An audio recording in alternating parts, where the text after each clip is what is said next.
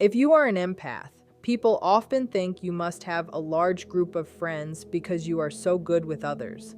However, many of the most sensitive people I have met have very few friends, and some have none at all. If that sounds like you, I want you to listen carefully. This does not mean you are broken, antisocial, or difficult to be around. Most of the time, it simply means you have learned to adapt. I am going to walk you through 5 rare traits common in empaths who find themselves alone. These are not meant to be labels or a medical diagnosis. Think of them more like a mirror. I have 2 promises for you if you stay with me. First, one of these traits will explain with painful accuracy why you keep ending up alone even when you really want to connect with others. Second, near the end, I will give you one simple sentence you can use to find out if someone is emotionally safe for you without you having to guess or study them for weeks. Before we look at these traits, we should start with the most important question. The question isn't what is wrong with me, but rather what happened to me that made being close to people feel so expensive. Your nervous system does not choose to stay away from people for no reason. It learns from experience. If your system learned that being around others means you have to soak up their moods, manage their tempers, hide your true self, or be misunderstood, then being alone stops feeling like loneliness and starts feeling like a huge relief. The first rare trait is that for many empaths, socializing isn't just talking, it is taking everything in. You don't just hear what people say, you feel their tone, notice their silences, and sense the tension in the air. You pick up on the emotional weather of the room. If you grew up needing to read people's moods just to stay safe, then your sensitivity wasn't a choice. It was a way to protect yourself. Today, when you walk into a room, your body automatically starts scanning. You wonder who is annoyed, who is acting, who is about to get cold, and who is pretending to be okay. You might not even realize you are asking these questions, but your body provides the answers anyway. Take a moment to check in with yourself. When you think about being in a large group, does your chest feel tight or does your stomach drop? If so, that is not a weakness. It is your system telling you that this situation costs a lot of energy. This is why you can spend 2 hours with perfectly nice people and still come home feeling completely exhausted. It is because your system was working hard the entire time. Imagine you are at a party where everyone is laughing. On the surface, it seems fine, but you notice one person has a fake smile and another is being rude. You see small, sharp looks between a couple. You are sitting there smiling, but inside, you are carrying the weight of everyone's emotions. You aren't making this up. You are perceiving reality. After a while, you naturally start to reduce your exposure to others by staying home more and having fewer friends. This leads to the second rare trait. Empaths with few friends don't usually hate people. They just hate shallow interactions. There is a big difference. They want real connection, but they cannot handle the kind of socializing that requires wearing a mask. They dislike small talk that feels fake, friendships based on gossip, or jokes that are actually mean.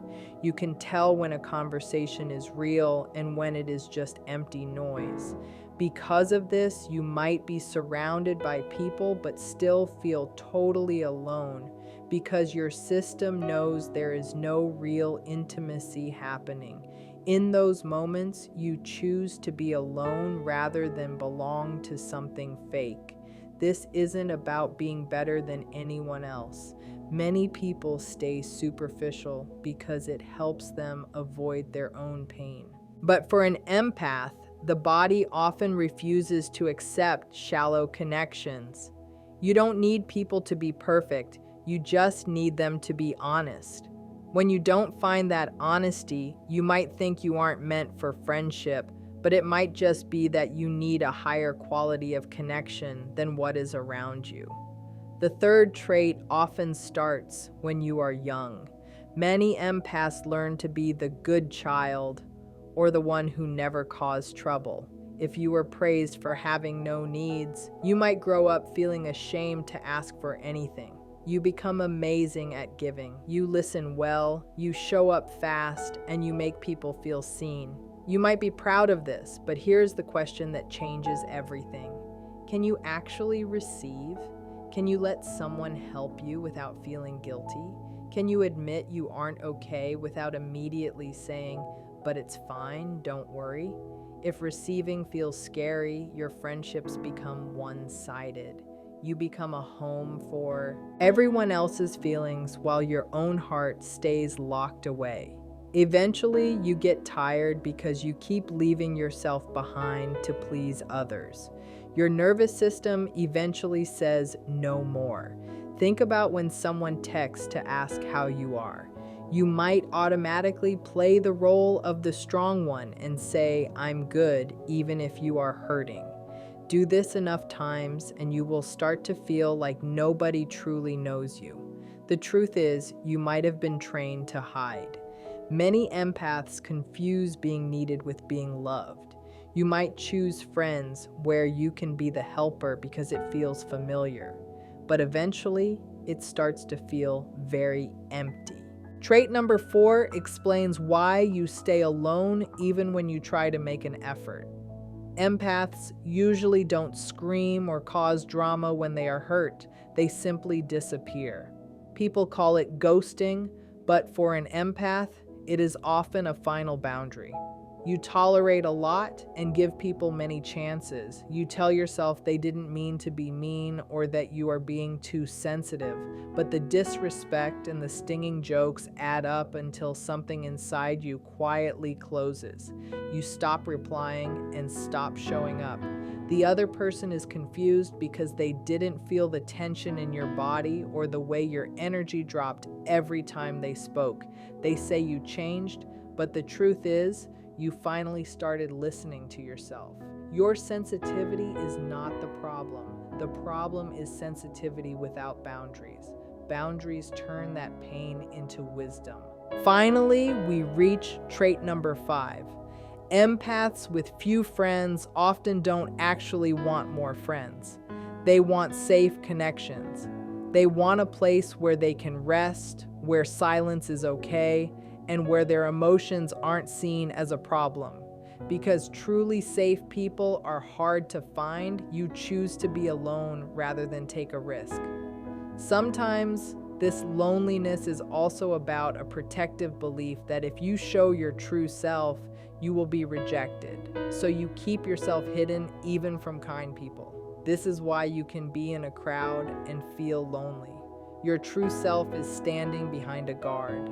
To change this without staying isolated, start by not feeling ashamed of your need for rest. If you are sensitive, you need downtime. Second, practice being honest in small ways. Tell someone you are overwhelmed or that a certain joke didn't feel good. These are tests. Unsafe people will get angry or make you feel dramatic for having needs. Safe people will listen and adjust. Here is the simple sentence to test for safety.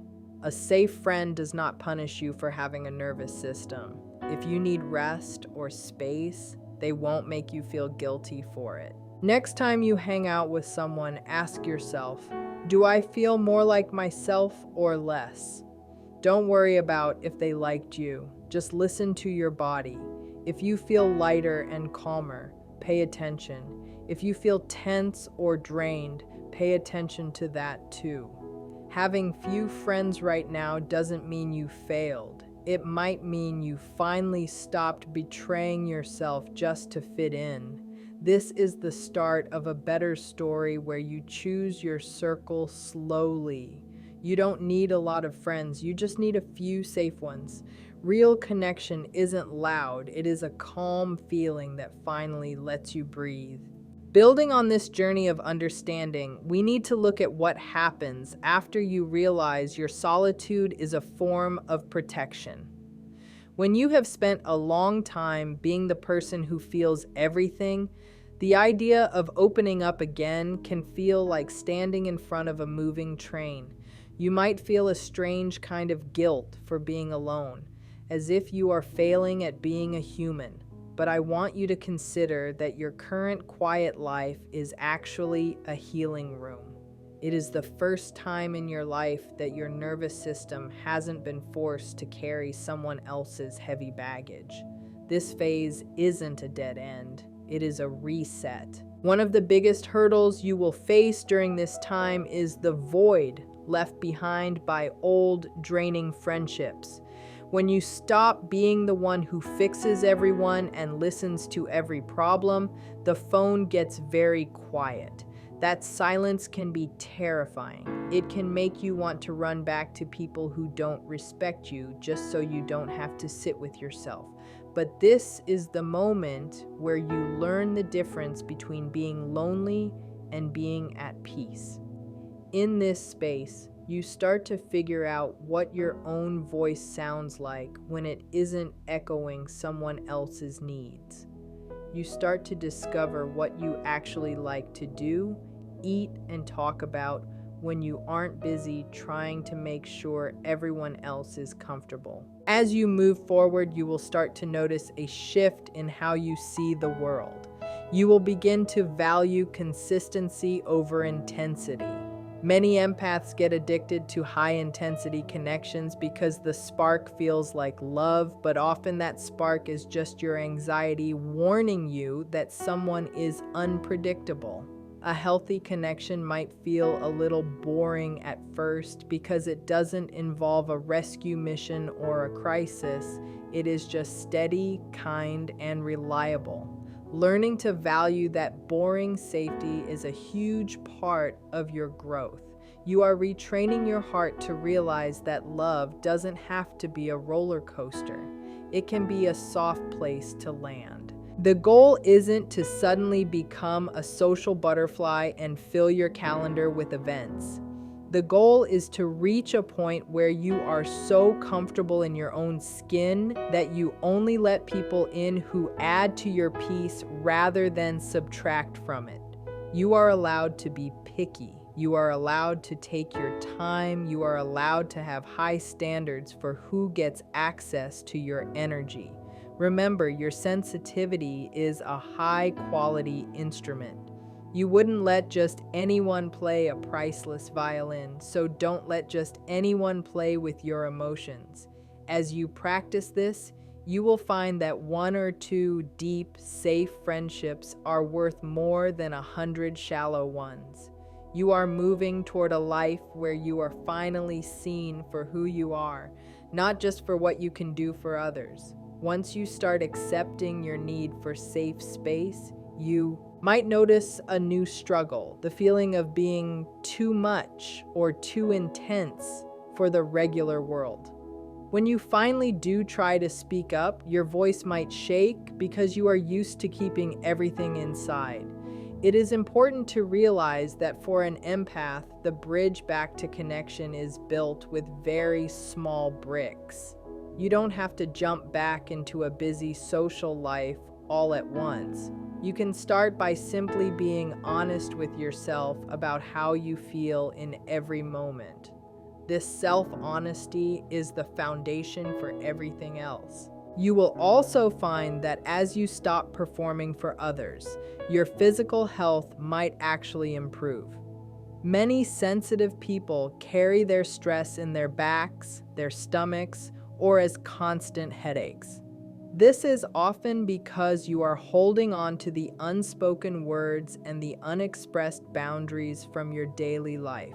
When you stop trying to manage everyone else's emotions, your body finally gets the signal that the war is over.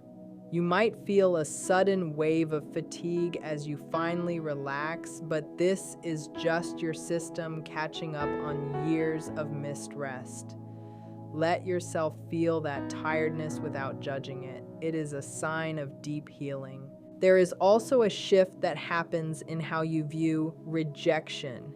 In the past, if someone didn't want to be your friend or pulled away, you likely took it as proof that you were flawed.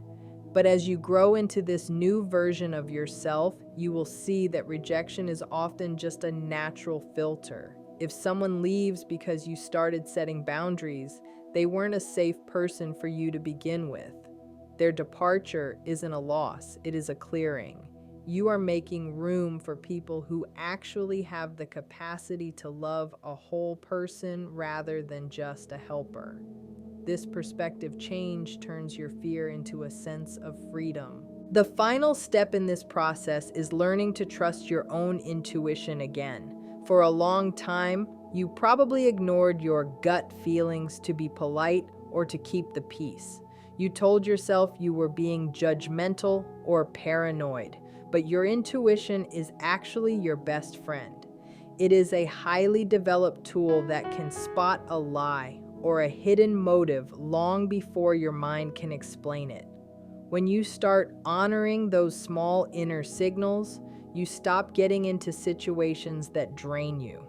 You become the gatekeeper of your own life.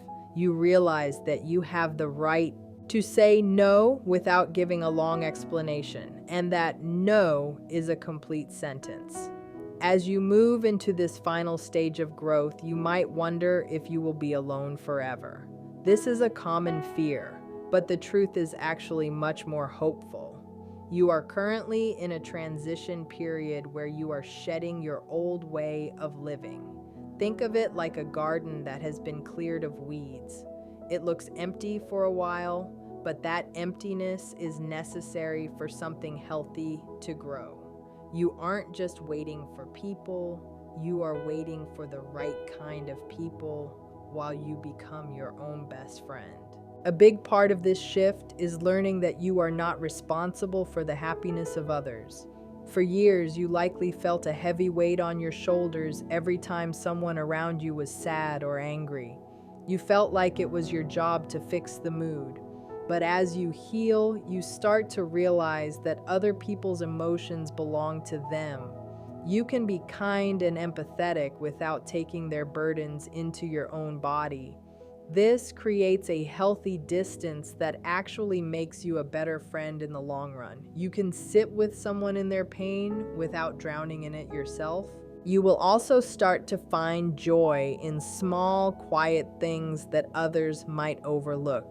Because your system is no longer stuck in survival mode, you can actually enjoy the present moment. A walk in nature, a good book, or a simple meal starts to feel deeply fulfilling. You realize that your sensitivity, which used to feel like a curse, is actually a gift that allows you to feel beauty more intensely than most. When you are no longer exhausted by people-pleasing, that extra energy goes into your own creativity and your own peace of mind. Eventually, you will find that tribe everyone talks about, but it will look different than you expected. It won't be a loud, busy group where you have to fight to be heard. It will likely be one or two people who get it. These are the people who will send a text saying, "I know you need space, I'm just checking in," and they won't be offended when you don't reply right away. These are the people who look you in the eye and see the real you, not just the mask you used to wear. When you find them, you will realize that all the time spent in solitude was worth it because it led you to a connection that is finally, truly real. As you get used to this new way of living, you will notice that your definition of a good day begins to change.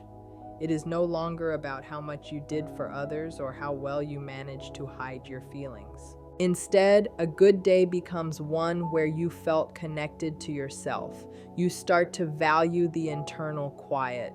This quiet is where your strength comes from. When you are not constantly scanning for danger or trying to fix someone else's life, you finally have the mental space to dream about your own. You begin to ask what you want out of life, perhaps for the first time. This transition also changes how you handle conflict. In the past, any disagreement might have felt like the end of the world because you were so afraid of losing the connection. Now you realize that a healthy relationship can survive a no or a difference of opinion. If a friendship breaks because you expressed a need, you see it as a sign that the foundation was never solid to begin with. You stop trying to save every connection at the cost of your own soul. You learn that it is better to be alone and authentic than to be surrounded by people who only love the version of you that never complains. You might also find that you are drawn to different kinds of environments. You might stop going to loud, crowded places and instead find comfort in quiet libraries, parks, or small cafes. You are no longer trying to prove that you can handle the world like everyone else. You are accepting that your nervous system is built differently and you are creating a world that fits you. This is not hiding, it is designing a life that respects your biology. When you stop fighting your nature, you stop feeling like a victim of your sensitivity and start feeling like its master. The most beautiful part of this journey is the moment you realize you are no longer waiting for someone to save you from your loneliness.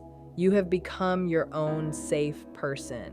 You trust yourself to set boundaries, you trust yourself to leave bad situations, and you trust yourself to handle your own big emotions. Once you have this inner safety, the world feels much less threatening. You can step out and try new things, knowing that you always have a peaceful home to return to within yourself. You are finally free to be exactly who you were always meant to be. As you grow into this version of yourself, you will start to notice that your past no longer has the same power over you. You might look back at old versions of yourself with a lot of compassion instead of shame. You will realize that the person who tried so hard to please everyone was just trying to survive. Now that you are safe and grounded, you don't have to use those old survival tools anymore. You can put down the heavy armor of being the easy one and start being the real one. This change is subtle, but it feels like a heavy weight has been lifted off your chest. This new sense of self also changes the way you talk to yourself. The inner voice that used to be critical and demanding starts to sound kinder. When you feel tired, you listen to your body and rest instead of pushing through. When you feel sad, you allow yourself to cry without calling yourself too dramatic. By treating yourself with this kind of respect, you are teaching the world how to treat you. You are setting a standard for any future person who wants to enter your life. You are showing them that your peace is non-negotiable and that your time is a gift, not a given. You may also find that your creativity starts to bloom in ways you didn't expect. When you aren't using all your mental power to manage other people's problems, that energy has to go somewhere. You might find yourself wanting to write, paint, garden, or build something. This is your soul finally having the room to breathe and play. These activities aren't just hobbies. They are ways for you to process your deep emotions without needing to explain them to anyone else. They become another layer of your self-care, a way to turn your sensitivity into something beautiful and tangible. Finally, you will reach a place of quiet confidence. It isn't a loud or boastful confidence, but a steady inner knowing. You know who you are, you know what you've been through, and you know what you will no longer tolerate. You stop looking for validation from people who don't even know themselves. You realize that being misunderstood by the wrong people is actually a sign of progress.